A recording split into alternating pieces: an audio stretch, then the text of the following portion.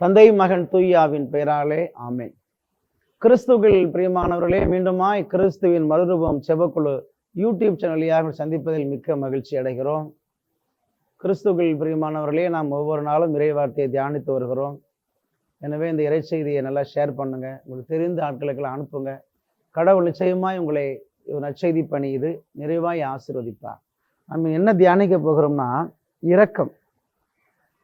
கடவுள் இரக்கத்தை எப்படியெல்லாம் கொடுக்குறாருன்னா பாருங்க, பைபிளில் ரோமையர் 9ஆவது அதிகாரம் 15-16 இறை வார்த்தை. கடவுள் என்ன சொல்றாருன்னா, யார் யாருக்கு இரக்கம் காட்ட விரும்புகிறேனோ அவர்களுக்கு இரக்கம் காட்டுவேன், யார் யாருக்கு பரிவு காட்ட விரும்புகிறேனோ அவர்களுக்கு பரிவு காட்டுவேன்னு சொல்றார். அப்ப கடவுள் இரக்கத்தை எல்லாருக்கும் கொடுக்கல, யார் யாருக்குன்னு சொல்றார்.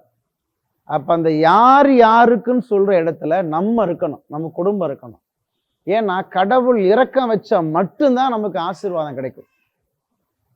அடுத்த வசனம் பாருங்க, ரோமையர் 9 அந்த 16வது வார்த்தை. மனிதர் விரும்புவதால உழைப்பதால ஒன்றும் ஆகுவதில்லை, கடவுள் இரக்கம் காட்டுவதால எல்லாம் ஆகிறது. அப்ப அந்த இரக்கத்தை கடவுள் யாருக்கு தருவார்னா, கிறிஸ்துவில் பிரியமானவர்களே, நல்ல ஒரு பாவ சங்கீதத்தை எடுத்து பாருங்களேன்.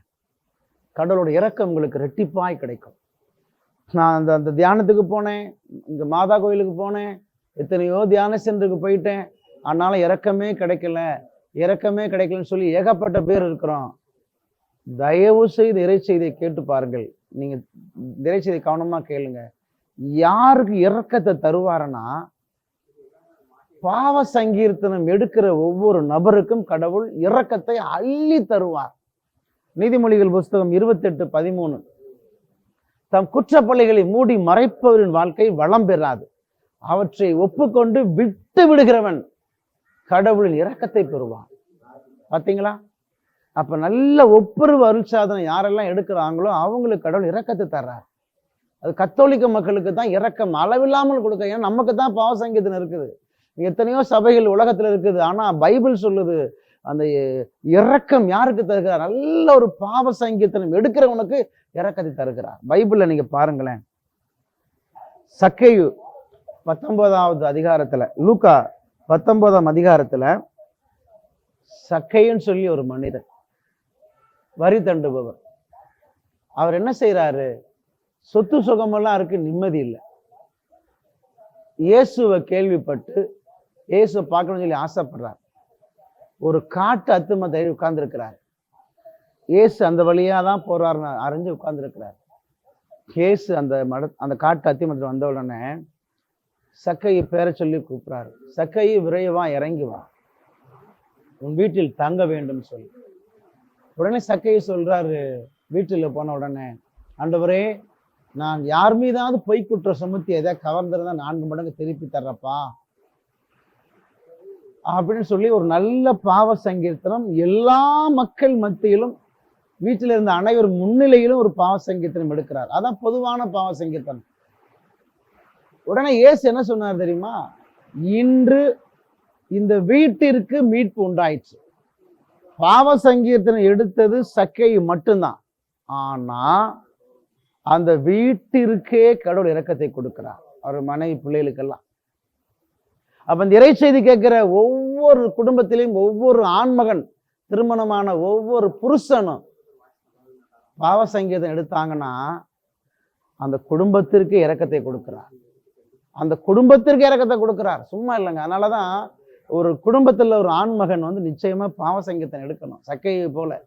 அப்ப கடவுள் என்ன செய்வார்? குடும்பத்துல இருக்கிற எல்லாருக்கும் இரக்கத்தை தருவார். மனைவி, பிள்ளைகள் சொல்லி எல்லாரும் இரக்கத்தை கொடுப்பார்.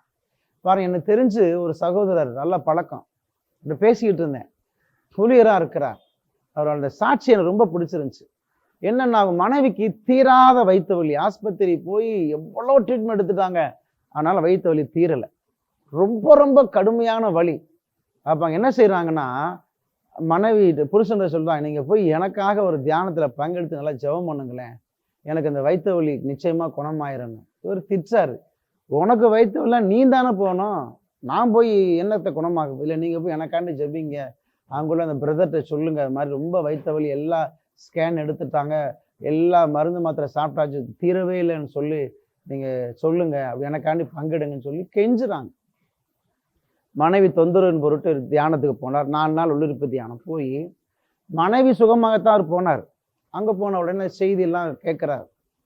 எல்லாரும் பாவ சங்கீதம் எடுக்கணும். அப்போ அங்கே செய்தியெல்லாம் அந்த பாவத்தை குறித்து சொல்லி இந்த செய்தி ஒரு நல்லா தொடுது. எல்லாருமே எழுதி எழுதி பாவ சங்கீதம் எடுக்கிறாங்க. இவரும் ஒரு வெள்ளை பேப்பரில் செஞ்ச பாவத்தை ஃபுல்லாக எழுதி ஒரு நல்ல பாவ சங்கீதம் எடுத்தாருங்க. எடுத்து முடிச்சுட்டு நல்லா ஜெபிக்கிறார். ஆண்டவரே, என் மனைவி வீட்டில் வைத்தவரில் துடிக்கிறான், 6-7 மாசமா அந்த வலி தீரலை, என்னன்னே தெரியல, நல்ல சுகத்தை கொடுங்கப்பான்னு சொல்லி ஜெபம் பண்ணிட்டு வீட்டுக்கு வந்தார். என்ன ஒரு அற்புதம்னா, இவர் பாவ சங்கீதம் எடுத்தது வெள்ளிக்கிழமை மதியம் பாவ சங்கீதம் எடுத்து முடிச்சார். ஒரு பாவ சங்கீதம் எடுத்து முடிச்ச மதியத்திலிருந்து அந்த அம்மாவுக்கு வைத்த வலி கம்ப்ளீட்டா குணமாயிருச்சுங்க. இதாங்க மிகப்பெரிய அற்புதம். பாத்தீங்களா, சக்கை பாவ சங்கீதம் எடுத்த உடனே வீட்டிற்கு மீட்பு. அது போல இந்த மனுஷன் பாவ சங்கீதம் எடுத்தோன்னா மனைவிக்கு வைத்தோலேருந்து தீராத வைத்தோலேருந்து விடுதலை.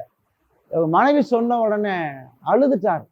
அழுது அந்த மனுஷன் இப்ப ஊழியராக மாறிட்டார்.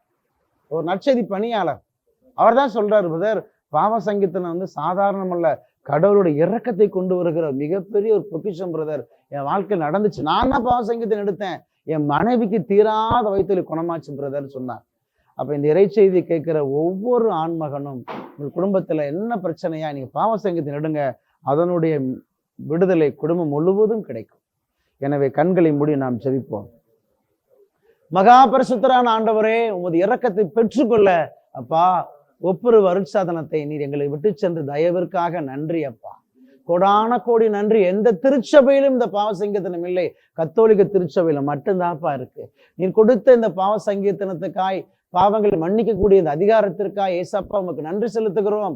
இந்த இறைச்செய்தி கேட்கிற பிள்ளைகளுக்கு சின்ன சின்ன பாவம் செய்தாலும் பாவ சங்கீதனம் எடுத்து உங்களுடைய இரக்கத்தை பெற்றுக்கொள்ள முடியும் என்ற நம்பிக்கையை கொடுங்க, ஆற்றலை கொடுங்க. நல்ல பாவ சங்கீதம் எடுப்பதற்கு நீர்தாமே தூயாவின் வல்லமை கொடுங்க. உங்களுடைய கரத்துல எல்லா பிள்ளைகளும் ஒப்பு கொடுக்கிறோம். நீர் பொறுப்பெடுத்துக் கொள்ளும், வழி நடத்தும். இயேசுவின் மூலம் ஜெபிக்கிறேன் பிதாவே. ஆமேன், ஆமேன்.